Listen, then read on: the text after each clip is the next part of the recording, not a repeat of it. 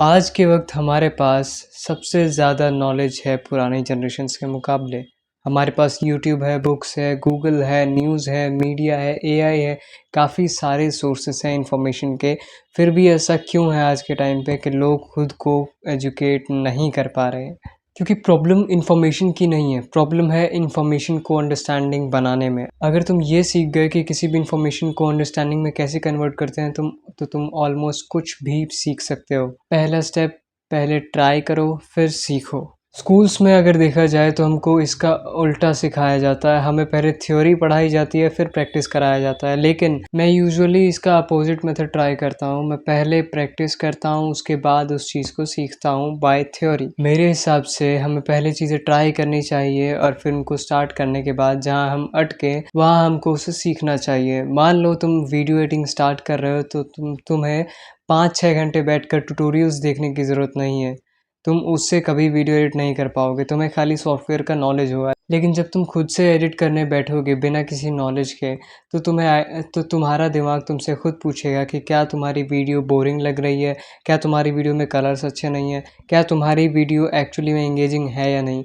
और ये सारी चीज़ें करते करते करते करते तुम्हें जो जो चीज़ें एक्चुअली में सीखनी होंगी, जैसे वीडियो को एंगेजिंग कैसे बनाना है, वीडियो के कलर्स कैसे ठीक करने हैं और वीडियो को बोरिंग बनने से कैसे रोकना है, वो सारी चीज़ें तुम तभी सीख पाओगे जब तुम पहले स्टार्ट करो और तुम्हारे ब्रेन में ये क्वेश्चंस आए, तब जाके तुम इन चीज़ों को सीखोगे। और ये मैं कहना चाहता हूँ तुम लोगों से कि अगर तुम किसी चीज़ को प्रैक्टिकली स्टार्ट करोगे, उसके बाद उसकी थ्योरी पे जाओगे या उसके बाद उसको सीखना स्टार्ट करोगे, तो तुम एक्चुअली में सही चीज़ सीख रहे होगे। वरना तो तुम वही सीखोगे जो बाकी लोग सीखते आ रहे हैं अभी तक। और सच कहूँ तो ये मेथड मेरे लिए काफ़ी ज़्यादा काम किया है। मैंने एडिटिंग भी ऐसे ही सीखी थी। इवन मैं सब कुछ ऐसे ही सीखता हूँ। मैं पहली चीज़ को स्टार्ट करता हूँ, फिर मैं जहाँ अटकता हूँ वहाँ उस चीज़ का सॉल्यूशन निकालता हूँ और ऐसे करके मैं आगे बढ़ता जाता हूँ। और यही एक ऐसा मेथड है जो मुझे बोरिंग फील नहीं होता। वरना अगर मैं पहले ये सीखूँ कि वीडियो एडिटिंग करने के लिए मुझे कौन सा सॉफ्टवेयर लगेगा, क्या उस सॉफ्टवेयर का इंटरफेस है, कैसे उसमें बटन्स होंगे, क्या चीज़ें कहाँ से होंगी, तो मुझे बिल्कुल इंटरेस्ट नहीं आने वाला। जैसे ही मैं उसको खोलूँगा, जैसे ही मैं खुद से ट्राई करूँगा, तब मैं शायद ज़्यादा प्रैक्टिकली सीख सकता हूँ, तब मैं शायद ज़्यादा बेटर सीख सकता हूँ। स्टेप 2, तुम जो भी सीखो उसका एविडेंस बनाओ। एक चीज़ जो मैंने अपने अंदर नोटिस की है और मेरे जैसे कुछ लोगों के अंदर नोटिस की है वो ये है कि हम लोग जो भी चीज़ सीख रहे हैं उसके कहीं ना कहीं हमें एविडेंस मिलते हैं। हम कहीं ना कहीं उसके हिंट्स या फिर कहें उसके रेफरेंसेस को देख पाते हैं। इसको अच्छे से मैं समझाता हूँ। मान लो तुम वीडियो एडिटिंग सीख रहे हो तो तुम्हें किसी भी चीज़ के सिर्फ नोट्स नहीं बनाने, तुम उससे रिलेटेड ड्राइंग्स बना सकते हो, उससे रिलेटेड चीज़ें लिख सकते हो, तुम उससे रिलेटेड आर्टिकल्स को गैदर कर सकते हो या फिर ऐसी कुछ उस अपने टॉपिक के अकॉर्डिंग जो उससे रिलेटेड रेफरेंसेस हैं, जो उससे रिलेटेड सोर्सेस हैं, उनको जमा करके रखो, उनसे पढ़ो या फिर तुम ये ट्राई करो कि तुम खुद से रेफरेंसेस बनाओ।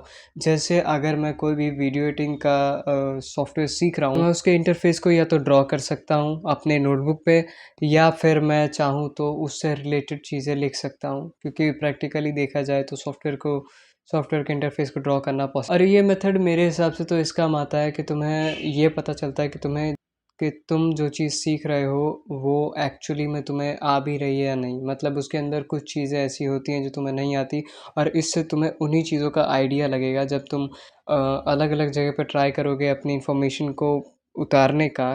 क्योंकि अगर तुम किसी चीज़ क्योंकि अगर तुम किसी को अपनी सीखी हुई चीज़ नहीं सिखा सकते या नहीं समझा सकते तो तुमने उसे अभी तक सच में सीखा ही नहीं है। इसीलिए मेरे अकॉर्डिंग तो तुम ये वाला मेथड ट्राई करो कि जब भी तुम किसी चीज़ को सीखो और तुम्हें लगे कि अब मुझे या तो और ज़्यादा सीखने की ज़रूरत है या फिर मैंने इसे पूरा सीख लिया है, तो तुम एक ब्लैंक पेपर लो और उसके ऊपर जो भी तुमने सीखा है उस चीज़ को अच्छे से एक्सप्लेन करने का ट्राई करो और उसके बाद उस चीज़ को पढ़ो और देखो कि क्या तुम्हें ये चीज़ पहली बार अगर मिलती तो तुम उससे सीख पाते सही से या नहीं। और अगर तुम्हें लगता है नहीं तो तुम फिर से उस चीज़ को सीखो और प्रॉपरली उस पेपर को एक्सप्लेन करो।